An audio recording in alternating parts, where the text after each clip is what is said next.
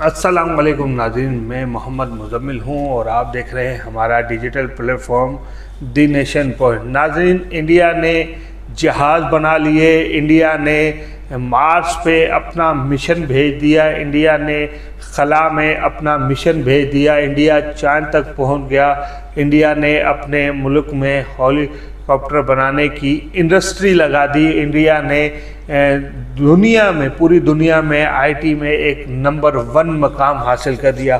और हम पाकिस्तानी लड़ते रह गए कि इस बात पे खुश होते रह गए, ज़िंदगी भर इस बात पे खुश होते रहे कि जो ये जर्नल आया है, हर बार जो जर्नल आता है हम कहते हैं जी ये ऐसा जर्नल आया है, इससे इंडिया तो बहुत डरता है, इंडिया तो डरता है। हमें इस तरह की कहानियाँ सुना सुना के बेवकूफ़ बना के रखा और हमें वाघा बॉर्डर पे ये बताया कि देखें हमारे वाले फ़ौजी की टांग ज़्यादा उठती है, इंडियन फ़ौजी की कम उठती है।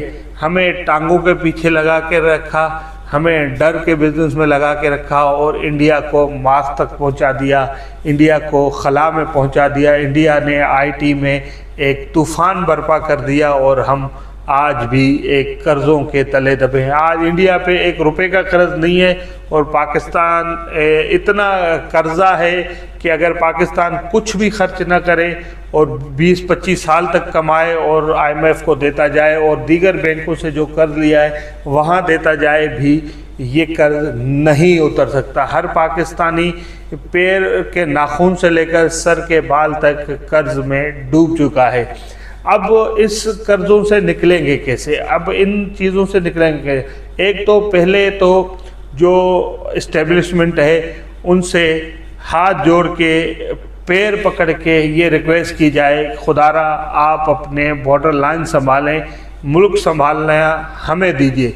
उसके बाद दीगर जो इक़दाम ये करना चाहिए, जो सियासी लीडरान हैं, जो मुहब्बे वतन सियासी लीडर्स हैं, जिस तरह मैं अगर बात करूं जिन पे जबरी पाबंदियां लगाई है, जिस तरह बानिया MQM पे पाबंदियां हैं और दीगर बहुत से रहनुमा हैं जो हमारे मुल्क के बाहर रहते हैं, जिन पे कानूनन नहीं जबरन जो पाबंदियां लगाई गई हैं, कदगनें लगाई गई हैं, वो हटानी चाहिए और वो हटा के उनको पाकिस्तान में सियासत करने का मौका देना चाहिए, अपनी कौम की खिदमत करने का मौका देना चाहिए और दीगर कुछ इस तरह कुछ यूनिट्स बनाने चाहिए। सूबा जिस तरह 4 सूबे हैं तो इन 4 सूबों की तादाद में मज़ीद इजाफ़ा करना चाहिए।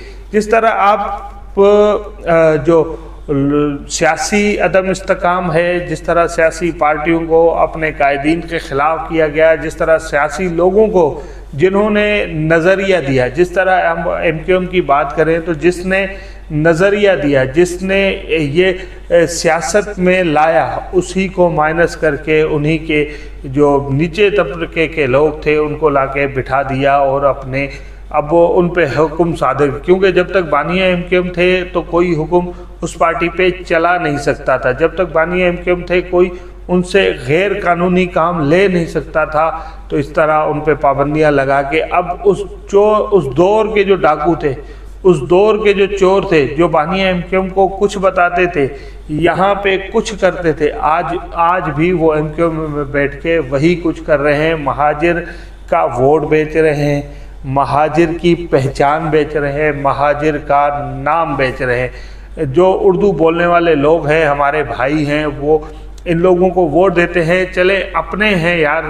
जिस तरह आपने 2018 में इन्होंने नारा लगाया था अपना वोट अपनों के लिए, उसमें उर्दू स्पीकिंग लोगों ने, उर्दू बोलने वालों ने बढ़ चढ़ के इनको वोट दिया, फिर इन्होंने वही वोट लिया, मंडियों में बैठे। मैं अगर अल्फाज इस्तेमाल करूं, जिस तरह रंडियों पे लगती है दाव, जिस तरह बोली लगती है, ये भी वहीं बैठे और वहाँ बोलियाँ लगी और ये टकों पे बिक के आ गए और खुद ना सिर्फ खुद बिके, महाजिर कौम का माइंडेड बेचा, उर्दू बोलने वालों का माइंडेड बेचा, उर्दू बोलने वालों का भरोसा बेचा। आज अगर MQM के लोग आवाम में नहीं निकलते, अगर आज एक जलसा करने से डरते हैं, वो जलसा करने से क्यों डरते हैं? वो इसलिए डरते हैं कि उनको पता है कि जब ये आवाम में जाएंगे तो इनको जूते भी पड़ेंगे, इनको मुक्के भी पड़ेंगे। जिस तरह आपने देखा गवर्नर साहब कामरान टसूरी और खालिद मकबूल सिद्दीकी ने जब न्यू ईयर नाइट पे नुमाइश चौरंगी पे आए तो वहाँ भी उनको जूता मार के वेलकम किया गया। इसी तरह अब उनके दिल में खौफ बैठ चुका है कि ये चीज़ें बार बार रिपीटली हो जाएंगी, होती रहेंगी, क्योंकि जिस तरह का किरदार इन लोगों ने दिखाया है वो यकीनन अब महाजिरों के दिलों से उतर गए हैं, उर्दू बोलने वालों के दिलों से उतर गए। एक उर्दू बोलने वालों का एक बड़ा तबका, अब मैं अगर कहूँ कि वो पीटीआई के हामी है तो इसमें कोई शक नहीं होगा। बहरहाल इन लोगों ने जिस तरह देखे इसके पीटीआई के लोग इमरान खान के लिए डट जाते थे, ये भी तो डट सकते थे, ये भी तो बात कर सकते थे कि जी इतनी पाबंदी बहुत हो गई, आप जब दूसरों को रियायत दे रहे हैं तो हमारे बानी हमारे कायद को रियायत क्यों नहीं मिल रही।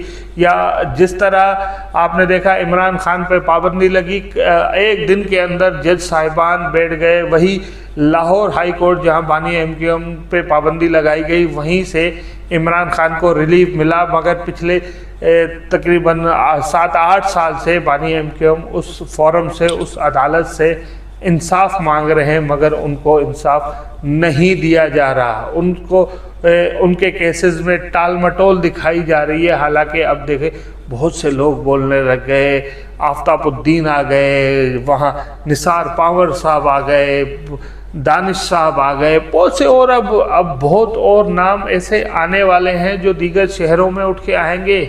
जिस तरह की इन लोगों ने जबरी पाबंदियां लगाई हैं, इनके खिलाफ लोग उठेंगे। मरियम नवाज़ का आपको पता है सखर में एक मरियम नवाज़ पे केस हुआ, एक दिन में फैसला सुनाया गया कि जी ये केस बनता ही नहीं है यहाँ पे। क्या ये लोग पाकिस्तानी हैं?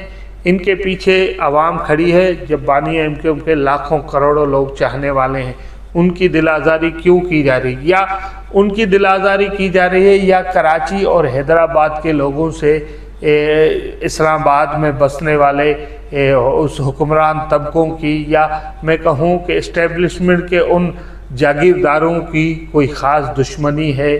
तो फिर हमें बता दें कि हमें इस शहर से कुछ ख़ास दुश्मनी है तो हम फिर अल्लाह का सब्र शुक्र करके बैठ जाएंगे, इंतज़ार करेंगे अल्लाह कोई इनकलाब लाए और हमारे हक़ में कुछ बेहतर फ़ैसले हों। बहरहाल बहुत अब इस टॉपिक पे बात कर रहे हैं तो जज्बात को रोक नहीं पा रहे। इस पे मज़ीद डिटेल से बात करेंगे इंशाल्लाह नेक्स्ट व्लॉग में। ख्याल रखिए अपना। अल्लाह नगहबान।